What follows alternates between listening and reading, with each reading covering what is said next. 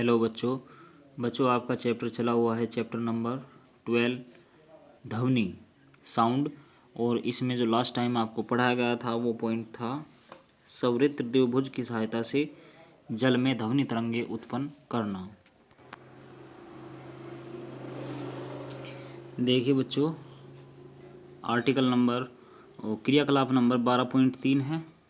उद्देश्य विभिन्न वाद्य यंत्रों की सूची बनाइए और अपने मित्रों के साथ विचार विमर्श कीजिए कि ध्वनि उत्पन्न करने के लिए इन वाद्य यंत्रों का कौन सा भाग कंपन करता है। देखो, ये आपको पहले समझाया गया था कि जब कंपन होगा तभी ध्वनि उत्पन्न होगी, अर्थात ध्वनि उत्पन्न होने के लिए कंपनों का होना बहुत ज़रूरी है। तो देखिए, यहाँ पे परीक्षण किया गया वाद्य यंत्र और कंपन करने वाला भाग। सितार, इसका खिंचा हुआ तार है। गिटार, तना हुआ तार।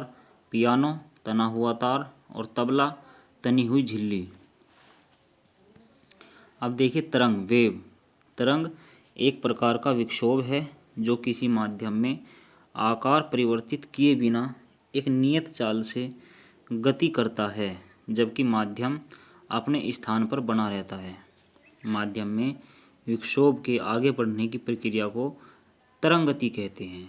अगर कोई एक विक्षोभ जो है वो माध्यम में आगे की ओर बढ़ रहा है तो उसी को हम बोल देते हैं तरंगति। जैसे रस्सी को एक सिरे से बांधकर दूसरे सिरे से हिलाने में उत्पन्न विक्षोभ यानी कि तरंग, जल में पत्थर फेंकने पर जल में उत्पन्न विक्षोभ यानी कि तरंग। तो वो जो विक्षोभ उत्पन्न होगा उसी को बोला गया तरंग, वेव। और अब देखिए तरंग गति की विशेषताएं। तरंग गति की निम्नलिखित विशेषताएं हैं। नंबर 1, तरंग गति में माध्यम के कण अपनी माध्य स्थिति के दोनों ओर कंपन करते हैं, परंतु अपने स्थानों को स्थायी रूप से नहीं छोड़ते हैं। तरंग माध्यम में एक निश्चित चाल से आगे बढ़ती है और माध्यम में तरंग की चाल माध्यम की प्रकृति पर निर्भर करती है, ना कि तरंग पर। उसकी जो नेचर है उस पर डिपेंड करेगी। नेक्स्ट पॉइंट देखो बच्चों, पॉइंट नंबर 3, तरंग गति में ऊर्जा तथा संवेग का स्थानांतरण कणों की सीमित गति द्वारा माध्यम के एक कण से दूसरे कण को होता है, यानी कि एक पार्टिकल से दूसरे पार्टिकल पर ट्रांसफ़र होगा। नेक्स्ट पॉइंट है, तरंग गति में संपूर्ण माध्यम तरंग के साथ गति नहीं करता, केवल विक्षोभ ऊर्जा एक स्थान से दूसरे स्थान को संचरित होता है। नेक्स्ट पॉइंट है तरंगों के प्रकार। Types of waves. तरंग दो प्रकार की होती हैं।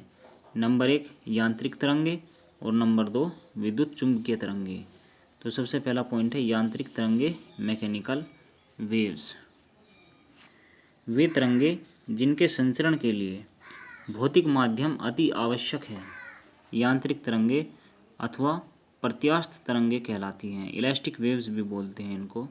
ये तरंगे पदार्थ, ठोस, द्रव अथवा गैस के कणों के दोलनों द्वारा उत्पन्न होती हैं और स्पष्ट है कि ये तरंगे निर्वात में संचरित नहीं हो सकती। जो यांत्रिक तरंगे हैं वे निर्वात से होकर नहीं चल सकती। रस्सी में उत्पन्न तरंगे, पानी के पृष्ठ पर उत्पन्न तरंगे, ध्वनि तरंगे आदि जो हैं यांत्रिक तरंगों के उदाहरण हैं। माध्यम की प्रत्यास्थता तथा जड़त्व के कारण ही यांत्रिक तरंगों का माध्यम में संचरण जो है संभव है। यदि किसी माध्यम में ये दो गुण न हों तो उस माध्यम में यांत्रिक तरंगों का संचरण नहीं हो सकता। इसी कारण इन्हें प्रत्यास्थ तरंगे भी कहते हैं।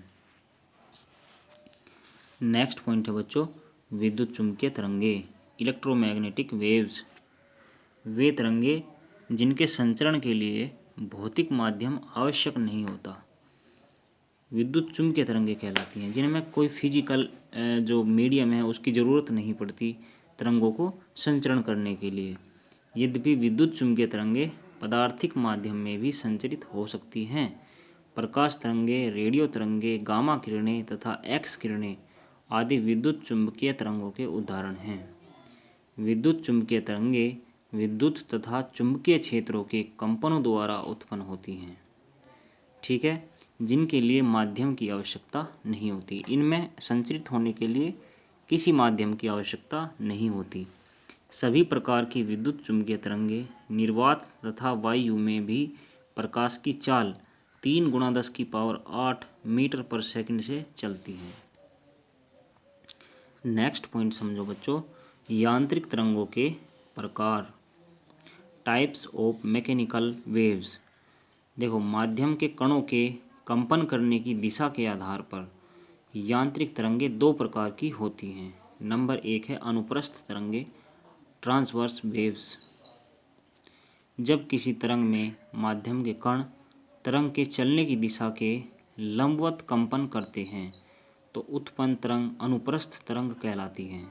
उसको बोलते हैं ट्रांसवर्स वेव्स।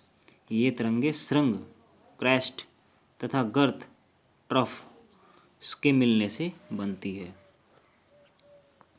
इस प्रकार की तरंगे केवल उन ठोसों तथा द्रवों की सतह पर उत्पन्न की जा सकती हैं जिनमें दृढ़ता होती है, अर्थात जो रिजिड होते हैं, जिनमें कठोरता होती है। ये तरंगे गैसों में उत्पन्न नहीं की जा सकती क्योंकि गैसों में दृढ़ता नहीं होती है। तो ये तरंगे द्रवों में केवल उनके तल पर बन सकती हैं, द्रवों के भीतर नहीं। उदाहरण के लिए, शांत जल की सतह पर उत्पन्न तरंगे, जब तालाब के स्थिर जल में पत्थर फेंका जाता है तो जल के पृष्ठ पर वृत्ताकार अनुप्रस्थ तरंगे उत्पन्न होती हैं। ये तरंगे जल की सतह पर सभी दिशाओं में बढ़ती हैं। जल के कण अपने स्थान पर ऊपर नीचे कंपन करते रहते हैं। यदि जल पर कागज़ का टुकड़ा डाल दें तो हम देखते हैं कि कागज़ का टुकड़ा ऊपर नीचे तो हो रहा है परंतु तरंगों के साथ आगे नहीं बढ़ रहा है, चूँकि जल के अणुओं के कंपन तरंग गति की दिशा के लंबवत है। अतः उत्पन्न तरंगे जो हैं अनुप्रस्थ तरंगे हैं। तो हमें पता चल जाता है कि ये जो तरंगे उत्पन्न हो रही हैं यहाँ, ये अनुप्रस्थ तरंगे हैं। और इनकी जो देखिए, इनकी जो स्ट्रक्चर है वो कुछ इस तरीके से है। इसको जैसे ये यहाँ पे नीचे की तरफ आ रहा है, इसको गर्त बोलते हैं, और जैसे फिर ऊपर की तरफ जा रहा है इसको सुरंग बोलते हैं। ऐसी फिर गर्त, ऐसी फिर सुरंग, ऐसी फिर गर्त, ऐसी फिर सुरंग, इस तरीके से वो माध्यम में आगे तरंग बढ़ती चली जा रही है। और जो कागज़ का टुकड़ा है वो माध्यम में आगे नहीं बढ़ रहा बल्कि ऊपर नीचे कंपन कर रहा है, ठीक है। नेक्स्ट, यदि जल की संपूर्ण सतह को एक साथ देखा जाए तो कुछ स्थानों पर जल का तल उठा हुआ होता है तथा कुछ भागों में जल का तल दबा हुआ होता है। उठे हुए भाग को सुरंग, क्रेस्ट तथा दबे हुए भाग को गर्त, ट्रफ कहते हैं। और एक सुरंग से अगले सुरंग तक अथवा एक गर्त से अगले गर्त तक की दूरी को तरंग दैर्ध्य कहते हैं। इसे लैम्डा से प्रदर्शित करते हैं। चित्र 12.4 में यह दूरी ए बी से प्रदर्शित की गई है, जो कि अभी आपको मैंने समझाया है। यहाँ से बच्चों आपको बाद में पढ़ाया जाएगा।